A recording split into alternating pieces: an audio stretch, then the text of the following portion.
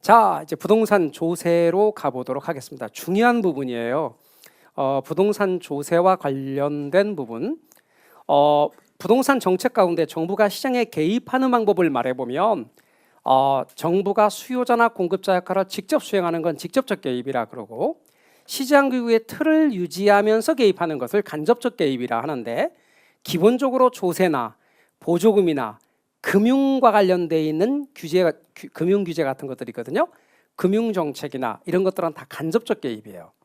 그런데 직접적 개입이라고 하는 것은 아예 정부 자체가 수요자나 공급자 역할을 직접 수행하는 것. 그럼 이전에 공부한 것, 우리 지난 시간에 공부한 거 뭐가 있죠? 직접 개입? 공공임대주택 정책은 직접 개입에 해당되고, 임대료 규제도 직접적 개입에 포함시킬 수 있다. 이렇게 볼 수 있는 거예요.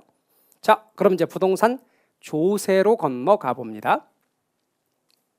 부동산 조세에서 두 가지의 용어를 먼저 공부하셔야 돼요. 하나는 전가, 또 하나는 귀착. 조세의 전가, 원래 전가 이렇게 표현을 해야 돼요. 이게 이렇게 니은의 모음을 이렇게 오면 유성음이기 때문에 전가 이래야 되는데, 좀 강하게 하기 위해서 경음하더라도 이해해 주세요. 전가 이렇게 쓴다고 그래서. 자, 그러면 이제 조세를 떠넘기는 거예요. 네, 제가 전가 그렇게 하더라도 이해하시라고 일부러 그렇게 하는 거니까. 또 자꾸 하다 보니까 습관도 좀 됐고요. 강하게 말하기 위해서. 그다음에 귀착. 떠넘기는 게 전가래요. 그러면 여러분, 아까 주택을 사고 파는 시장이 주택 매매 시장이라면 주택을 임대차하는 시장을 뭐라고 부른다 그랬어요? 임대주택 시장이라 부른다 했죠? 그러면 임대주택 시장에서 집주인이 누구예요? 임대인이요. 그러면 임대주택 시장에서 재산세는 누구에게 부과해요? 임대인에게 부과해요. 그러면 임대인은 재산세를 뭐로 받아들일까요? 1번 비용의 증가로 받아들인다. 2번 기쁨으로 받아들인다. 뭐로 받아들여요? 비용의 증가로 받아들이지. 그러니까 공급을 어떻게 할까요? 세금을 정부가 부과하면 임대인은 공급을 어떻게 할까요? 늘릴까 줄일까? 줄이겠지. 세금의 비용으로 받아들이니까 공급이 줄겠죠. 공급이 줄면 임대료가 어떻게 될까요? 올라가겠지. 임대료가 올라간단 말은 세금 때문에 임대료가 올라간 거니까 세금의 일부가 임차인에게 떠넘겨진 거예요. 전가. 그래서 전가는 이렇게요. 조세가 부과되었는데 각 경제 주체들이 자신의 활동을 조정함으로써 조세의 실질적인 부담 일부 또는 전부를 타인에게 떠넘기는 거예요. 임대인이 임대료 인상을 통해서 세금의 일부를 임차인에게 떠넘기는 거예요. 그 전가예요. 그런데 귀착은요, 만약에 말입니다, 원래 임대료가 1,000원이었거든요. 근데 100원의 세금을 부과하자, 재산세를 부과하자 임대료가 1,060원으로 올랐다고 가정해 볼까요? 그럼 100원의 세금 중에서 임차인이 얼마를 부담하는 거예요? 60원 부담하는 거죠. 그럼 올려받은 60원은 임차인이 부담하는 거지만 못 올려받은 건 얼마예요? 40원을 못 올려받았죠. 그럼 못 올려받은 40원은 누가 부담하는 거예요? 임대인이 부담하는 거죠. 그래서 100원의 세금을 부과하면 100원의 세금 중에서 60원은 임차인이 부담하고 40원은 임대인이 부담한다. 이걸 귀착이라 그래요. 귀착은 조세의 실질적인 부담이 전가를 통해서 각 주체에게 얼마씩 부담으로 떨어지는가에 관한 문제를 귀착이라 그래요. 전가란 말은 떠넘기는 거예요. 귀착은 누가 얼마나 부담하느냐에 관한 문제예요. 다시 질문해 볼게요. 재산세는 누가 부담하죠? 아닙니다. 왜 임대인이 부담한다고 그러죠? 임차인도 부담하고 임대인도 부담합니다. 전가란 걸 통해서. 재산세는 누구한테 부과하죠? 임대인에게 부과합니다. 이 둘을 구분 못하는 분이 많습니다. 어떤 분은 왜 이랬다 저랬다 해요. 이 둘 차이를 구분해. 부과하고 부담을 구분 못하는 분 많아요. 자, 부과는 누구한테 부과하고? 임대인에게 부과하고. 그런데 전가란 걸 통해서 누구도 부담하게 돼요? 임차인도 부담하게 돼요. 임대인도 부담하고. 그러니까 재산세는 누가 부담하는가? 네, 임대인과 임차인이 다 부담한다니까. 누구에게 부과하는가? 임대인에게 부과한다고. 지금부터 그 이야기를 하려고 해요. 잘 봐요. 여러분 임대주택 시장입니다. 임대주택 시장에서 집주인은 누구예요? 임대인이에요. 그럼 재산세는 누구에게 부과해요? 임대인에게 부과합니다. 그럼 임대인은 재산세를 뭐로 받아들인다 그랬죠? 비용으로 받아들인다 그랬지. 그러면 임대주택 시장입니다, 여러분. 그럼 비용으로 받아들이니까 공급을 어떻게 하죠? 줄인다 그랬죠. 공급을 줄인다는 말은 공급분이 좌상향으로 이동한다는 얘기고, 결과적으로 세금이 부과되면 100원의 세금이라고 할 때 원래 여기가 1,000원이었다고 가정합시다. 근데 1,000원인데 이게 1,000원이었다고 가정하자고요. 그런데 세금이 부과되자 1,060원으로 올랐다고 가정합시다. 그러니까 이만큼 올려받은 거지. 저걸 임차인에게 떠넘긴 거예요. 이게 임차인의 부담인 거죠. 그러면 60원을 올려받았으니 못 올려받은 부분은 40원인 거죠. 그럼 여기에 수요량이 10, 공급량이 10이었다 합시다. 최초에. 그러면 수요량이 10이었는데 공급량도 10입니다. 그러면 시장은 무슨 기능을 잘하고 있는 거였죠, 원래? 자원배분 기능을 잘하고 있는 상황이었죠. 근데 수요는 여전히 10인데 공급이 줄었죠, 8로. 그러면 어떻게 된 거죠? 자원배분이 10만큼 필요한데 8만큼 됐기 때문에 공급이 부족해졌죠. 그럼 자원배분 상태가 원래 잘하고 있던 것이 세금 때문에 못하게 되었죠. 이걸 뭐라고 한다? 자원배분의 왜곡이라 그래요. 조세는 자원배분을 왜곡하는 부정적인 효과가 있어요. 세금의 일부는 임차인에게 떠넘겼네요. 그럼 못 떠넘기는 거는 누가 부담해야죠? 임대인이 부담하는 거예요. 그래서 저거는 임대인이 부담합니다. 그러므로 재산세는 누가 부담하는 거죠? 임차인도 부담하고 임대인도 부담합니다. 누구에게 부과하는 거죠? 임대인에게 부과합니다. 이걸 구분할 줄 아셔야 돼요. 그럼 그게 잘 잡히잖아요. 싹 바뀌어. 양도소득세 갑니다. 그럼 양도소득세는 주택을 사고파는 시장에서 부과되는 겁니다. 거기서 수요자는 누구겠죠? 사고파는 시장에서 수요자는 누구죠? 매수인이죠. 그럼 공급자는 누구죠? 매도인이죠. 그럼 양도소득세는 누가 부담하겠어요? 매수인과 매도인이 다 부담합니다. 양도소득세는 누구한테 부과하죠? 매도인에게 부과합니다. 이렇게 확장할 겁니다. 그 기본이 가장 툴이요. 그리고 생각이나 논리를 확장해 가는 거예요. 그렇지 않으면 할 때마다 다 외워야 돼요. 그래서 보편을 기억한 다음에 보편의 원리가 개개에 어떻게 적용되는지, 개개의 특수에 어떻게 적용되는지, 그런 사항들을 여러분이 정리하시는 거예요. 그런 걸 우리는 학습하는 것이고, 그 다음에 잘 논리를 형성해야 물을 때마다 똑같은 답을 해요. 논리가 형성되지 못하면 물을 때마다 다른 답을 해요. 그러니까 어떤 때 맞았다가 어떤 때는 똑같은 문제인데 틀렸다가 그렇게 되는 일이 발생합니다. 그걸 똑같은 물음에 똑같은 답을 하는 훈련, 그게 학습 과정이고, 그걸 잘하게 되면 우리가 좋은 점수를 맞게 되는 거예요.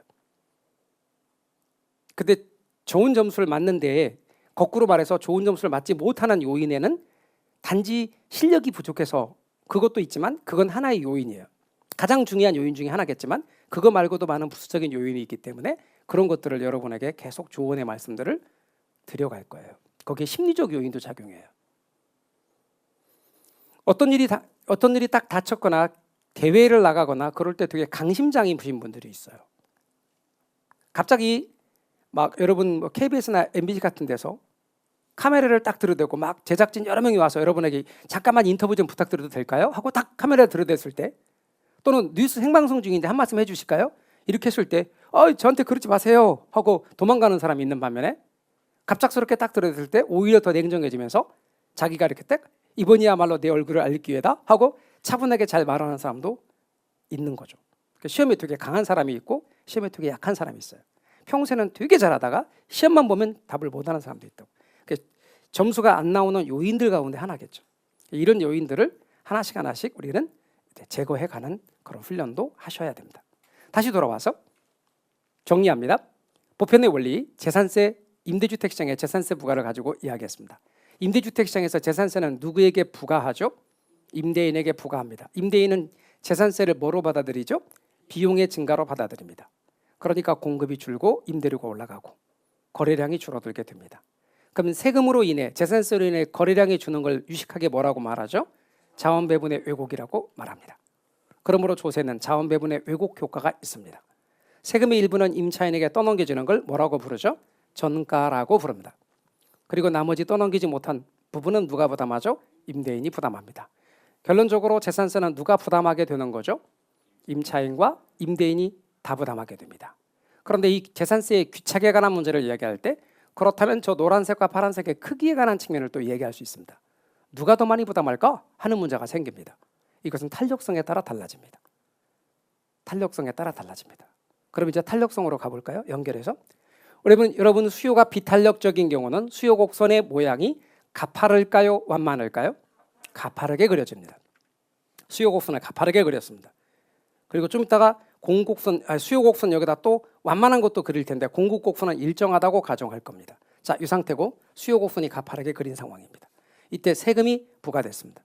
재산세가 부과되자 공급 곡선은 좌상향으로 이동합니다. 그럼 교차점이 요 점에서 요 점으로 바뀝니다. 임대료가 올라갔죠. 거래량이 줄어서 자원 배분 왜곡이 발생했죠. 세금의 일부는 임차인에게 떠넘겨졌죠. 그럼 떠넘기지 못한 나머지 부분은 임대인의 부담이 되어지는 것이죠. 이번엔 저것과 비교를 여기서 또 해볼 겁니다. 수요 곡선이 이번에는 완만한 그림을 그려보겠죠. 탄력적이죠. 비탄력적인 그림은 가파르고 완만한 그림은 탄력적이다라고 했죠. 그런데 말씀드리기를 비탄력이란 말은 탄력성이 크다는 뜻입니까? 작다는 뜻입니까? 작다는 뜻이고, 그래서 탄력성이 작아서 0이 되면 수직선이라고 그랬죠. 탄력성이 커질수록 완만해지고 무진장 커서 무한되면 수평선이 된다고 그랬죠. 그래서 완만한 그림이 탄력적인데 똑같은 크기로 세금이 부과되었습니다.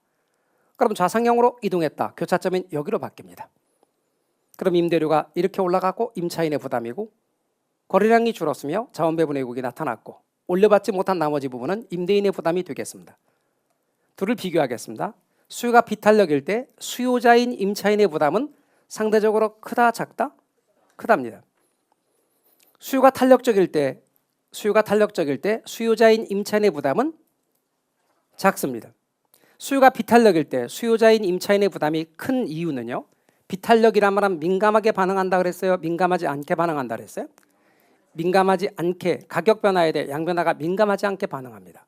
가격을 많이 올려받아도 민감하지 않게 반응하니까 양을 많이 못 줄입니다. 그러니까 많이 떠넘길 수 있습니다. 그래서 원래 둔감한 놈이 뒤집어 쓰게 돼 있어요. 그래서 둔감하니까 뒤집어 썼습니다. 민감하다는 말은 가격 변화에 대해 양 변화가 민감하므로 조금만 올려받아도 양이 많이 줄기 때문에 올려받을 수가 없습니다. 조금 올려받았습니다. 그 말은 임차인의 부담이 작다는 뜻이죠. 결론은 이렇습니다. 비탄력적 인쪽의 부담은 크고 탄력적 인쪽의 부담은 작습니다. 수요만 보십시오. 공급은 신경 쓰지 마세요. 두 개 동시에 하면 헷갈려 하시니까 기초에서는 수요만 알려드릴 겁니다. 자, 수요가 비탄력이면 수요자 부담은 크다. 수요자인 임차인 부담 크다. 수요가 탄력적이면 수요자인 임차인의 부담은 작다. 말뜻 이해가 되셨나요? 그러면 수요가 비탄력이란 말은 탄력성이 크다는 뜻, 작다는 뜻? 작다는 뜻. 그러면 조세 부담이 크다는 뜻. 수요가 탄력적이란 말은 탄력성이 크다는 뜻, 작다는 뜻? 크다는 뜻. 탄력적이고 탄력성이 크면 조세 부담은 작아집니다. 그럼 탄력성과 조세 부담은 어떤 관계죠? 반비례 관계입니다. 탄력성이 작을수록 조세 부담은 크고 탄력성이 클수록 조세 부담은 작습니다. 탄력성과 조세 부담은 반비례 관계입니다. 탄력적인 쪽의 조세 부담은 어떻습니까? 비탄력적인 쪽의 조세 부담은 참 어떻습니까? 크다. 탄력적인 쪽의 조세 부담은 어떻습니까? 작다. 그래서 탄력성과 조세 부담은 수요가 탄력적일수록 수요자의 부담은 작아지고 수요가 비탄력적일수록 수요자의 부담은 커집니다. 이 수요자는 임차인입니다. 정리됐나요? 그러면 나중에 공급도 똑같습니다. 여기다 공급도 똑같습니다. 그거를 우리는 이제 1월 정규 강좌 또 들어가면 수요 공급을 함께 배웁니다. 근데 기초 강의 때 공급까지 하니까 헷갈려 하시더라고. 그러니까 수요만 잘 정리를 하세요. 기본 원리를 아시면 됩니다. 탄력성과 조세 부담은 반대입니다. 정리할게요. 자, 여러분 임대주택 시장이라고 그랬습니다. 주택을 임대치 하는 시장을 무슨 시장이라 한다고요? 임대주택 시장이라고 했습니다. 수요자를 누구라고 부른다고요? 임차인. 공급자를 누구라고 부른다고요? 임대인. 집주인이 누구라고요? 임대인. 그럼 재산세는 누구에게 부과한다고요? 임대인에게 부과. 임대인은 재산세를 뭐로 받아들인다고요? 비용의 증가로 받아들인다. 그래서 어떻게 한다고요? 뭐를 줄인다? 공급을 줄인다. 공급을 줄이니까 가격이 어떻게 된다? 올라간다. 가격이 올라간단 말은 그 올라간 만큼 누구에게 세금의 일부를 떠넘긴 거다? 임차인에게 떠넘긴 거다. 그래서 임차인의 부담이 나타난다. 거래량이 준다 그랬죠? 거래량이 주는 것을 시험에 나오는 말로 뭐라고 한다? 자원배분의 왜곡이라고 한다. 올려받지 못한 나머지는 누가 부담한다? 임대인이 부담한다. 그러니까 재산세는 결국 누가 부담하나요? 임차인도 부담하고 임대인도 부담합니다. 전가를 통해서. 그럼 최종적으로 세금을 누가 부담하는가를 귀착이라 그러고 떠넘기는 걸 전가라고 합니다.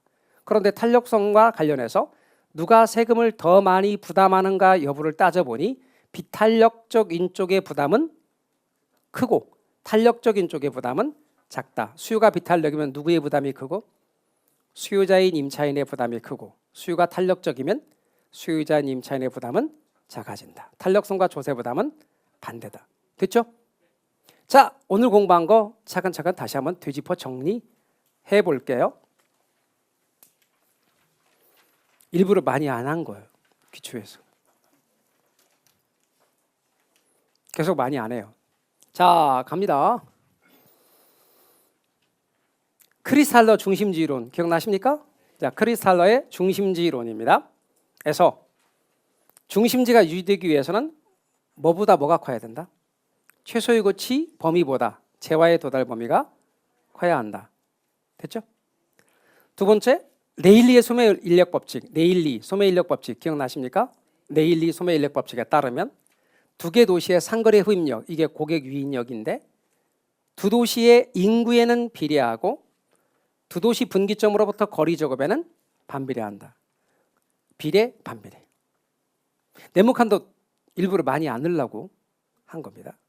네모칸 되게 많이 넣으면 에이 하기 싫어 그럴까 봐. 자, 그 다음은 공간 마찰 계수. 학자 누구? 허프. 허프는 무슨 모형이었죠? 확률적 상권 모형. 허프는 공간 마찰 계수 개념을 도입했고 공간 마찰 계수는 시장의 교통 조건과 쇼핑 물건의 특성에 따라 달라지는 값으로 공간 마찰 계수는 교통 조건이 나쁠수록 커지고 교통 조건이 좋아질수록 작아진다 그랬죠. 배부의 최소 비용 이론은 세 가지를 따졌는데 수송비, 노동비, 집적 이익을 고려해서 최소 생산비 지점을 찾아 공장의 최적 입지를 결정하는 이론으로 배부에 의하면 수송비가 가장 중요한 요소라고 했죠. 수송비는 최소인 곳, 노동비도 최소인 곳, 집적인 최대인 곳이었죠.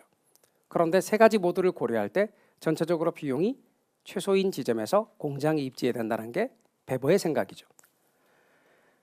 배부는 원료를 보편 원료와 국지 원료로 구분하여 원료 지수를 도출했는데 원료 지수는 제품 중량에 대한 국지 원료 중량의 비율을 말하는 것으로 대안은 분수였고 대안 앞에 있는 게 분모, 대안 뒤에 있는 게 분자이므로 국지 원료 중량 배부의 원료 지수는 제품 중량분의 국지 원료 중량으로 표현해야 되는 거죠. 그래서 원료 지수는 분자가 국지 원료 중량이 들어가고 분모는 제품 중량이 들어갑니다. 그리고 분수는 분자값의 이름을 따라서 붙이는 경우가 거의 대부분이라고 말씀드렸죠. 그렇지 않는 건 뒤에서 말씀드린다고 했습니다. 그 다음에 여러분 원료 지수가 1보다 크다는 말은 국지 원료가 무거운 거니까 원료 지향형 산업이 되는 겁니다. 중량 감소 산업은 원료가 무거우니까 원료 지향형 산업이 되는 겁니다. 원료의 수송비가 제품의 수송비보다 더 많이 나가는 것도 원료 지향형 산업입니다. 국지 원료 많이 사용하는 것도 원료 지향형 산업이 되겠습니다. 시장 지향형은 반대로 뒤집으면 될 겁니다.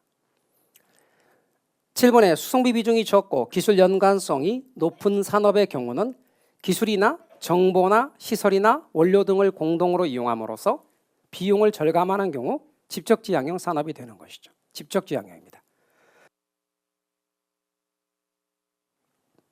8번째는 레시오의 경우는 최대 수요 이론입니다. 이윤 극대화를 꾀하기 위해서는 공장의 입지는 시장 확대 가능성이 가장 풍부한 곳에서 이루어져야 된다고 주장을 했습니다. 배번은 최소 비용 이론, 레시오는 최대 수요 이론입니다. 부동산 정책과 관련해서 부동산 정책의 기능은 크게 정치적 기능과 경제적 기능으로 구분할 수 있는데 정치적 기능은 사회적 목표를 달성하기 위해 시장에 개입하는 것을 말하고 경제적 기능은 시장의 실패를 수정하기 위해 시장에 개입하는 것을 말한다고 했습니다. 시장의 실패란 시장이 어떤 이유로 인해 자율적으로 자원의 적정 배분을 자율적으로 조정하지 못하는 것을 의미하는 것이죠.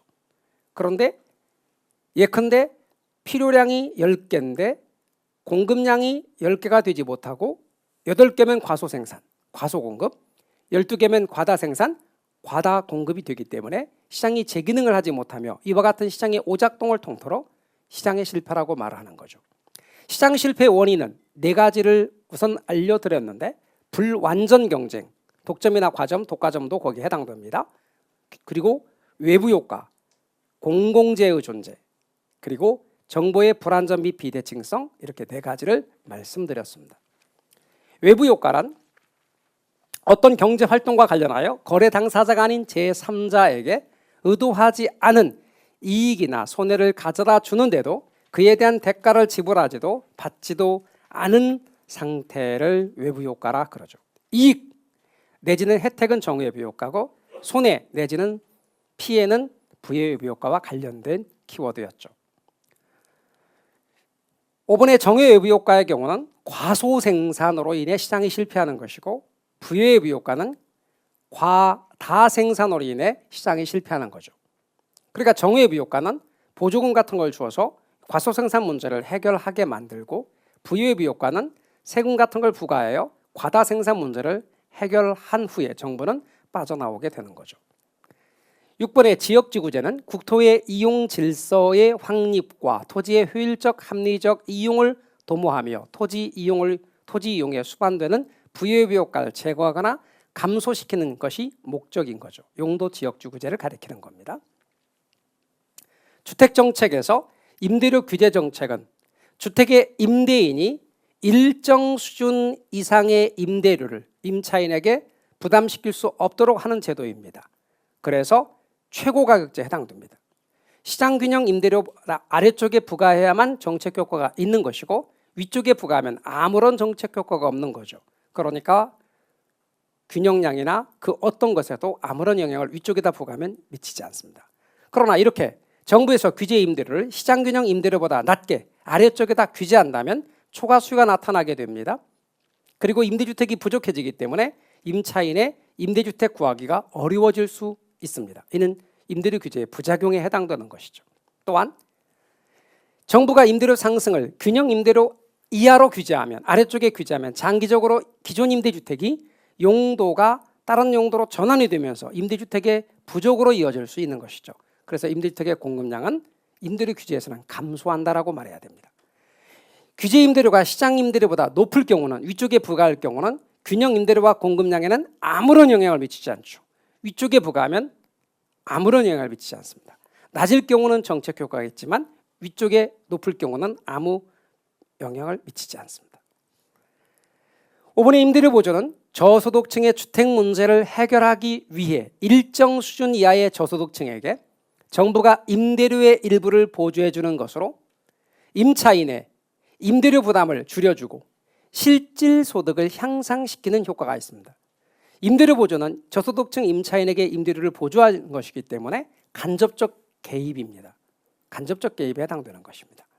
그리고 가격 보조와 소득 보조가 있다라고 말씀드렸고 가격 보조는 싸게 임차할 수 있도록 하는 제도, 그게 임대료 보조라고 일반적으로 말합니다. 소득 보조는 현금 보조로서 돈으로 주는 제도를 가리킵니다.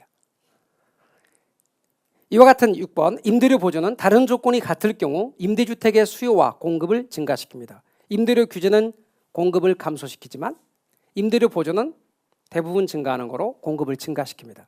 공공임대주택은 공급량에 아무런 영향을 미치지 않고 시장 전체로 불변입니다.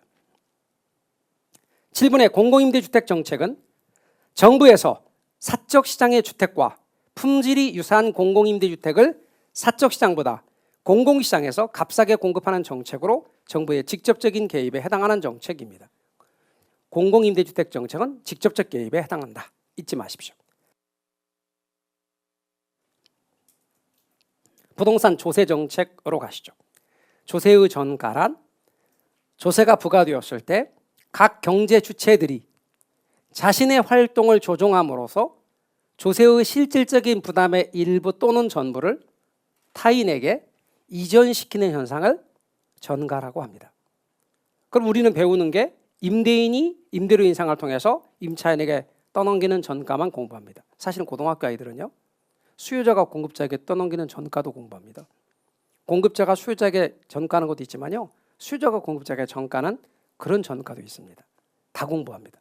그런데 우리는 한 가지만 하니까 헷갈리는 게 적겠죠. 그럼 우리는 무조건 공급자가 수요자에게 가격 인상을 통해서 떠넘기는 전가만 공부한다고 이해하시면 됩니다. 귀착은, 조세의 귀착은 조세가 부과되었을 때 이런 실질적인 조세 부담이 전가를 통해서 각 경제 주체, 즉 수요자인 임차인은 얼마 부담하고 공급자인 임대인은 얼마나 부담하는가를 따져보는 걸 귀착이라고 합니다. 얼마만큼 임차인에게 혹은 임대인에게 조세 부담으로 돌아오는 걸 따져보는 것. 세 번째, 정부가 임대주택 시장에 임대인에게 재산세를 부과하면 임대인은 재산세를 비용의 증가로 받아들이니까 임대주택의 공급은 감소하고 그로 인해 임대료는 상승하게 됩니다. 또한 이때 임대료 공급이 감소하는 걸 우리는 자원배분의 왜곡이라고 말한다 했습니다. 네 번째, 임대주택의 재산세가 부과되면 증가된 세금은 장기적으로 임차인에게 전가될 수 있습니다. 그런데 전가되는 정도에 따라서 임차인과 임대인의 부담 정도가 달라지는데 5번에 공급자에게 조세 부과 시 수요가 탄력적일수록 수요자 부담은 작아지고 수요가 비탄력일수록 수요자 부담은 커지는 겁니다. 이게 재산세의 경우는 당연히 수요자가 임차인이고 임차인의 부담은 작아지고 그리고 이렇게 비탄력이면 임차인의 부담이 커지는 거죠. 공급자는 물론 임대인입니다. 우린 공급자 임대인에 대해서는 아직 안 했고요. 수요만 이야기하면 수요가 탄력적일수록 수요자 임차인의 부담은 작아지고 수요가 비탄력일수록 수요자 임차인의 부담은 커진다. 탄력성과 조세 부담은 반대다. 이렇게 이야기를 했습니다. 됐죠? 오늘 이야기 전체를 요약한 것입니다. 자, 이 이야기를 계속해서 여러분이 언제까지 반복해 하셔야 되냐면 우리가 목표가 합격이라면 그 합격이라는 못을 받기 위해서는 이렇게 반복이라는 망치를 계속 두들겨야 됩니다. 다 박힐 때까지, 합격할 때까지. 그래서 시험 때까지 여러분은 계속해서 반복을 하셔야 되고 언제나 제가 말씀드리기를 제 경험입니다. 반복이 기적을 만듭니다. 제 경험을 가지고 제가 항상 말하는 겁니다. 뭐 다른 어디 명언에 있는 얘기가 아니고 제가 하는 말, 반복이 기적을 만듭니다. 그리고 반복에 지치지 않으셔야 성취할 수 있다는 것 잊지 마시고요. 시험 때까지 계속해서 반복 학습하시기 바랍니다. 자, 오늘은 정책론까지 이야기를 했고요. 다음 시간에는 겁나게 중요한 부동산 투자론을 이야기할 건데요. 투자론의 기초적인 용어 있죠. 이런 게 되게 중요해. 그거를 자세히 기초 용어를 쭉 자세히 설명을 드릴 건데요. 이때 빠지면 치명타가 너무 커. 그래서 투자론 절대 빠지시면 안 된다는 거 다음 주 다다음 주 절대 빠지지 마시기를 바라겠습니다. 오늘은 여기까지 합니다. 수고하셨습니다.